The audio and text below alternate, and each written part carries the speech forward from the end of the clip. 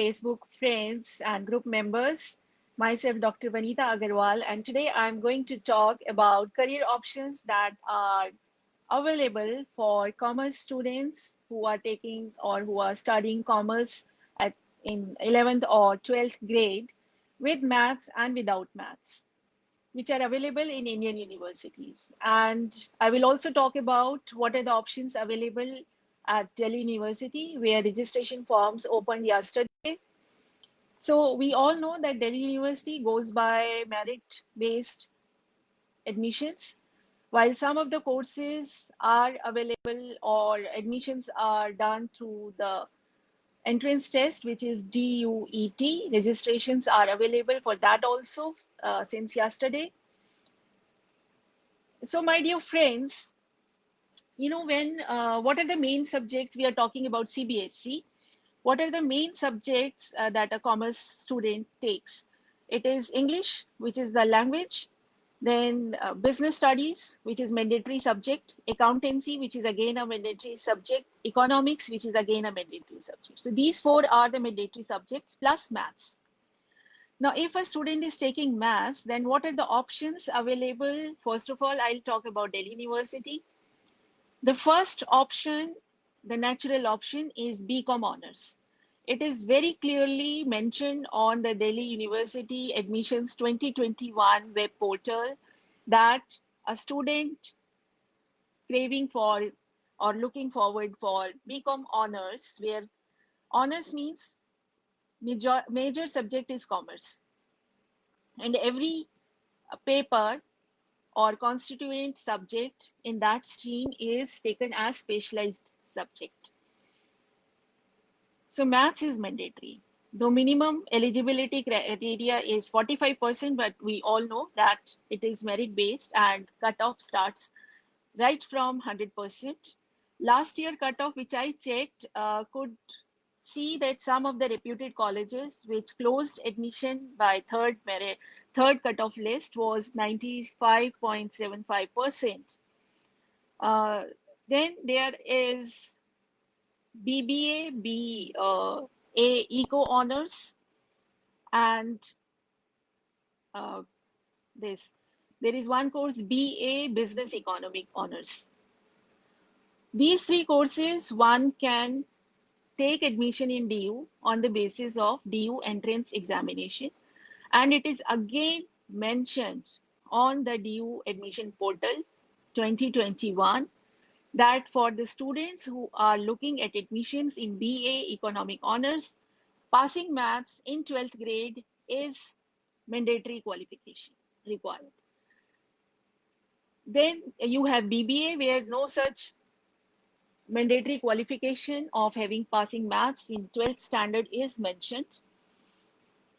Then apart from these courses, other courses which you can go for is BSc Mathematical Sciences, BSc Mathematics Honors, BSc Statistics. These are the courses one can go for, but there are certain conditions. Mathematics definitely has to be the main subject, but other subjects are to be chosen from list A and list B, which will be mentioned on DU admission portal. Then next is BSc Computer Science. Again, one with the mathematics as the main subject in commerce stream can go for BSc Computer Science, but there are certain subject requirements. So some disadvantage in the merit can happen by 1% and 2% because you do not have physics as your main subject. But if you have computer science as your optional subject and you count that in your best four, then you get advantage as a normal student applying for that course. Now coming to courses which are without maths. Now without maths, one of the option is BCom program, which is less uh, intensive than a BCom honors program. Uh, Here, nothing like mathematics mandatory as a qualified exam mentioned on the DU portal. Next, you can go for BA English Honors, which is a language, but again, your language needs to be in the best four chosen. Third, you can go for this BA Journalism. Now, in journalism, if somebody has taken mass communication as optional subject in 12th, that student will get some advantage uh, in the merit list. So these are the courses one can go, and then there is psychology, there is geology, where no additional requirements are mentioned. But obviously, if some student has taken these subjects as optional subjects, he will be given weightage more than some student who does not have those subjects as optional subjects in 12th class. Now, coming to some other private universities, what are the other courses which are available? You know, for example, there are so many private universities. DU is always tough university to crack, as the merit is on the basis of your 12th grade marks, and cutoffs are very, very high, even if you go to third or fourth cutoff list. And sometimes waiting for that cutoff list may not be good enough, because sometimes admissions closes by second list itself. So the other options at private universities, number one that comes to mind is integrated 5 years law course. And the uh, eligibility criteria is you must have some LSAT entrance exam qualified, or CLAT exam, on the merit of which you get admissions in national law universities and some of other reputed law universities. The courses nowadays in the integrated 5 year programs are available as BA LLB. So arts and humanities student should go for this course. Then there is BBA LLB. So all those aspirants from sciences or mathematics or commerce can go for BBA LLB. And third one is BCom LLB. So all the commerce student can go for BCom LLB, because you will be getting papers in first year and second year out of your natural choices: accountancy, business studies, economics, and something similar, easier for you to follow. Then other courses apart from law can be mass communication again, which takes which does not pose any condition on which stream you belong to. Management, which leads to BBA degree. Actuarial sciences, if you are interested in math and you have good math score, you can go for actuarial sciences, which is a promising career. Then there is banking and finance, data analytics, business analytics, data science. BSc Computer Science is one of the subjects and undergraduate stream which is coming up for those students who have maths in their 12th and are good in math, because computer science programs generally need you good understanding of mathematics. If we go towards professional courses which a commerce student can opt, the most common choice is chartered accountancy, which is CA, and it is a long course because you need to clear foundation. It can be done right after 12th class. There is an inter exam, CA inter. Then there is mandatory 3 years of articleship, which is full-time work experience in an corporate sector. Uh, and then a final exam, which is very tough to crack. And it is popularly known that the pass percentage of a CA program is only 0.5%. Recently, last year, ICAI, that is Institute of Chartered Accountants of India, have declared that CA qualification will be taken as equivalent to a PG, that is post graduation qualification. So, a chartered accountant will be counted as a postgraduate. Second course which comes next to chartered accountancy and is relatively easy to pursue is company secretary, which is of 3 years, and it is equivalent to undergraduate course. Third one, which is gaining popularity over last couple of years, is chartered financial analysts, shortly known as CFA. The basic qualification is undergraduate degree. It doesn't mention which kind of undergraduate degree, plus 4 years of work experience, and you have to clear 3 levels of exams to become a chartered CFA. Now, which kind of UG degree? As I researched through what are the these 3 level require. They require actuarial science, they require maths, some kind of computer science, some sort of statistics, some sort of economics in their exam patterns.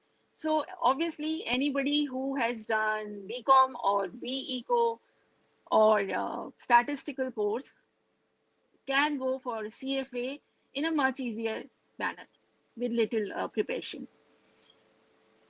And these kind of qualifications are required in investment bankers and wealth management companies. And we have already talked about law, which is again a professional course, 5 years integrated law course, or in Delhi University, you can go for BCom plus LLB. You again have to apply for LLB as a separate post graduation specialization. And finally, I will talk about cost accountancy, which is ICWA, which is again a easy qualification to earn and are highly required in industries, all kind of industries in accounts department. So these are few choices which commerce student can make uh, after 12th class, whether they have maths or they don't have maths. I have come across several students who want to pursue economics without maths. My suggestion to them is economics in 11th and 12th is very different from economics which is taught in undergraduate level.